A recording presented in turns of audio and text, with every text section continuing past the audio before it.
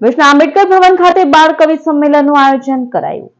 ગુજરાત સાહિત્ય અકાદમી ગાંધીનગર તથા શ્રવણ વિદ્યાધામના સંયુક્ત ઉપક્રમે આયોજિત બાળ કવિ સંમેલનમાં બાળ કવિઓએ વિવિધ રચનાઓ રજૂ કરી હતી. રમેશ પ્રજાપતિ તથા બ્રિજ પાઠક દ્વારા આયોજિત બાળ કવિ સંમેલનમાં બાળ સાહિત્યકાર કવિશ્રી કિરીટ ગોસ્વામી વિશેષ ઉપસ્થિત રહ્યા હતા.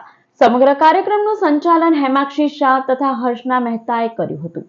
अब लिखनी नई कहानी है, यही तो असली जिंदगानी है, और यही तो मेरे सपनों की बानी है, यही तो मेरे सपनों की बानी है.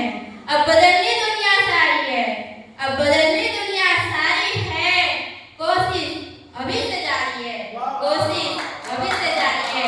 કે તડકામાં શીતળ છાય એ અંધકારમાં દીવડો પ્રકાશ એ ક્યારેક ગુસ્સાથી ને ક્યારેક પ્યારથી શબ્દોની સરહદ પાર એમનો સંવાદ કે જિંદગી કોઈ ફરિયાદ લાવી એ પલ પણ યાદ નથી, છેલ્લે